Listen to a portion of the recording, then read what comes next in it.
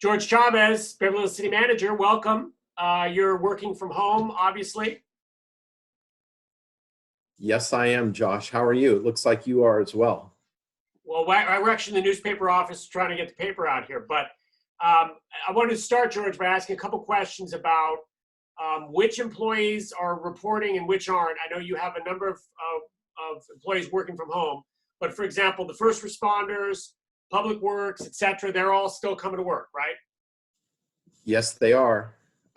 We have maintained all of our services out in the field.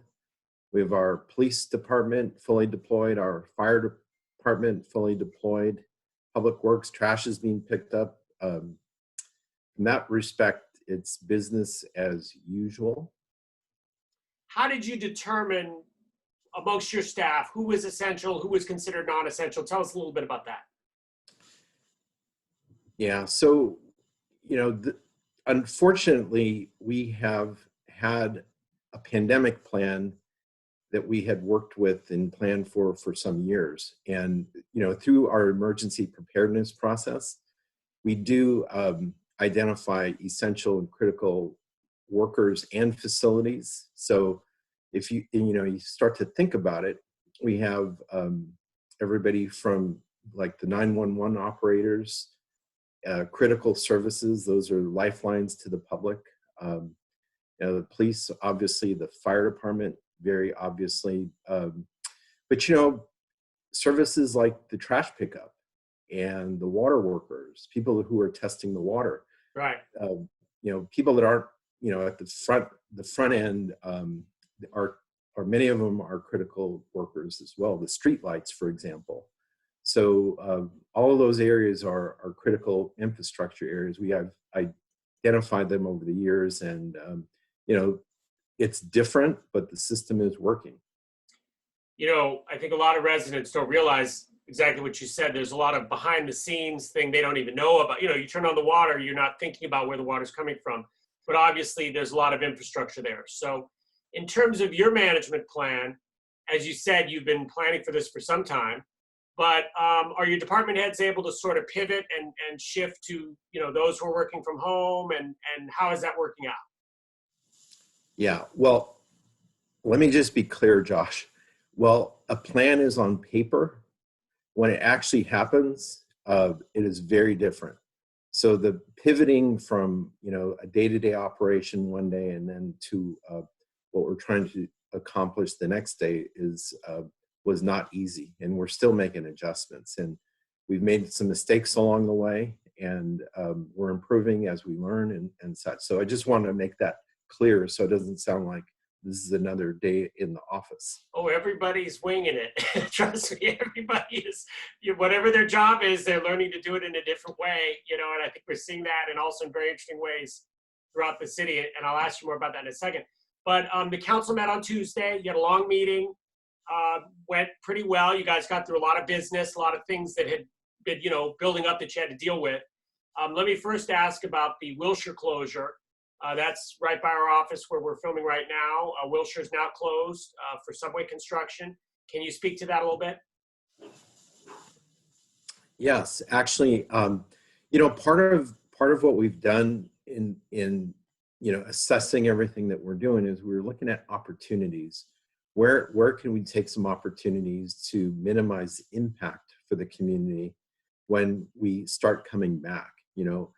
I think we all know most of the businesses are shut down. The traffic is just very minimal compared to what it normally is. So we looked at that opportunity and actually brought it to the council. And, fortunately, everybody saw the opportunity. And now we're going to try to get Metro to do the accelerated project in that particular area. So again, we'll do a closure. There's detours and such in place, but the hope is they'll get a lot of the major work done while the business is slow now. And so when we start coming back, that area will be, it's not going to be 100% complete, but some of the major impacts will be completed.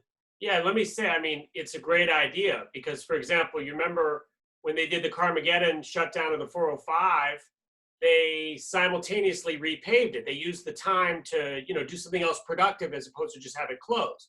So it makes a lot of sense. I mean, I can tell you just in the neighborhood, there's no net increase in cars going around. You can't really tell, honestly, that it's closed. And you might as well get that work out of the way while you can.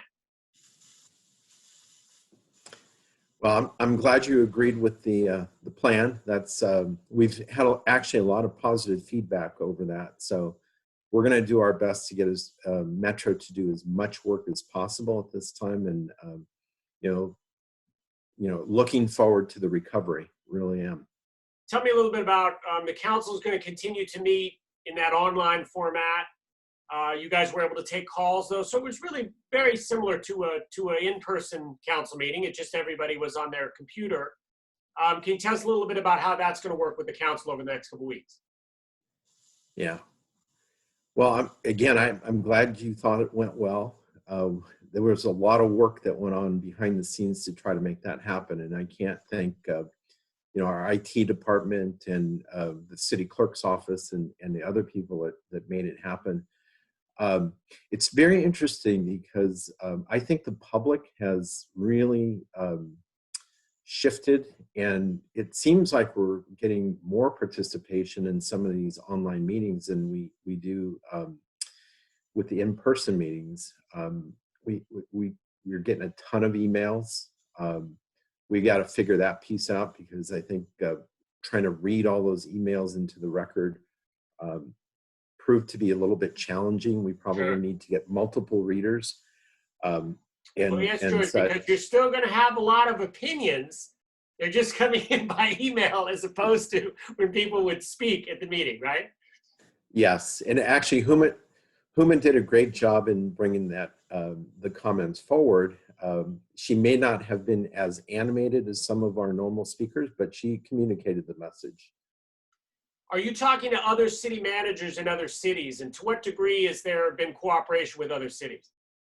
Yeah, that's a great question, Josh. It really is. We actually, the West Side city managers, which are West Hollywood, Culver City, Malibu, and Santa Monica, we talk at the beginning of the week on a regular basis and at the end of the week to compare notes. And every one of our communities, they're different communities, but we are all dealing with the same thing. And one of the things I think we all know, while this is this tremendous disaster, it's affecting everybody. In a normal disaster, and I've lived through a few in my career. Right. A disaster happens in a community or region, and we're calling for help from other areas, and they're able to come and help us. Right. We're all dealing with the same thing, and there's nobody's coming with a white horse to save us. We're all kind of in it on our own. And with that said, one of the things that has really become apparent to me in these last few weeks, Josh, is how resilient this community is. We always knew we were a small town, big name small town, and some of the support and kindness and sharing that has come forward from the business community and the residents is just phenomenal. These last few weeks have been really something else in that regard. Some of the positive things that I've seen is just tremendous. The hotels, while they're suffering, are trying to figure out what they can do to help the first responders. The Hilton is working right now to prepare meals for the seniors. It's just amazing. And neighbors are just looking after each other. It's really fantastic. It's really not to mention, George, you picked a heck of a time to become Beverly Hills city manager, huh? I mean, that wasn't something you thought was going to be part of the plan when you took over. No, that's true. But the one thing I would say, Josh, is I feel like I really understand this community, and I feel like I'm as well positioned as anybody to sit through this tragedy and try to work through the recovery. Especially with your background as public works director in the past. I mean, that's a great skill set to have right now, because you know everything going on behind the scenes, and that's a big part of what's going on. Yes. Yeah, it is. And, I can't say enough about the staff. It's just, we have, we touched on it a little bit earlier. We've pivoted, we've turned the upside down, and, we're responding, and people are working from home. Again, it's not perfect, but the phones are being answered, plans are being checked, the trash is being picked up, Yeah. and we're doing our best Going to on. provide Yeah. services Yeah. to the community. Okay, last question, George. For residents that have something going on, something they need, first step, they should go to the website, or tell us what should a resident do who has some sort of a civic related concern. Yeah, if the first place is to go to the website. I think our communications team, Keith Sterling and that team, have done a wonderful job in providing information on the website. The first thing you see are the phone numbers, and those are the numbers. If you need something, call one of those numbers. We have people working hotlines. If you need a meal, if you need your trash picked up, if there's an emergency, dial 911. But we're here to help, and we're just available. And Right. if there's something somebody needs, just call us, and we'll be there and do what we can to assist. You got it. All right. Well, George Chavez, we'll talk again real soon. Good luck, and keep up the great work. Thanks, Josh. You too. Okay. Be well.